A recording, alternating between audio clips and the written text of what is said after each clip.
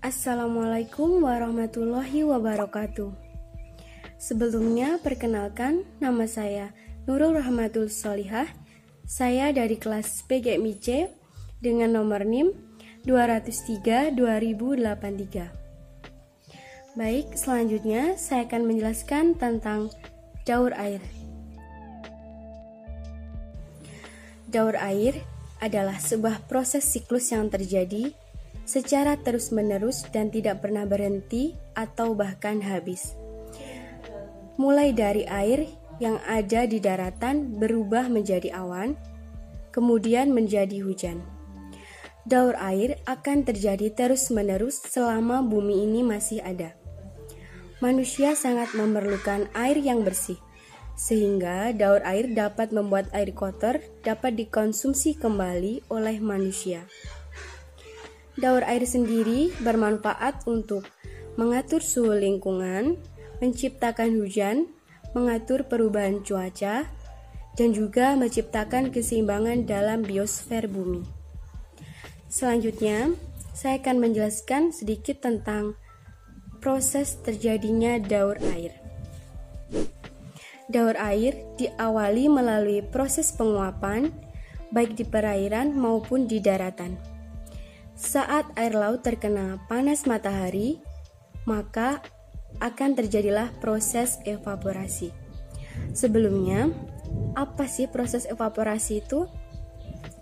Proses evaporasi yaitu di mana butiran air akan menguap dan naik ke atmosfer. Seperti halnya evaporasi dalam lautan, di daratan pun juga terjadi yang namanya proses penguapan. Penguapan di darat terjadi karena proses transpirasi tumbuhan dan respirasi makhluk hidup. Melalui proses evaporasi, transpirasi, dan respirasi inilah terbentuk kumpulan uap air yang kita kenal dengan nama awan. Awan yang terbentuk bergerak mengikuti angin yang sedang bertiup. Proses ini diikuti oleh penguapan air, sehingga semakin lama berat awan pun semakin bertambah. Massa awan yang semakin bertambah diikuti dengan penurunan suhu awan semakin lembab dan dingin. Dan disitulah dimulai proses yang dinamakan presipitasi, yaitu awan mencair menjadi butiran air dan turun menjadi air hujan ataupun salju.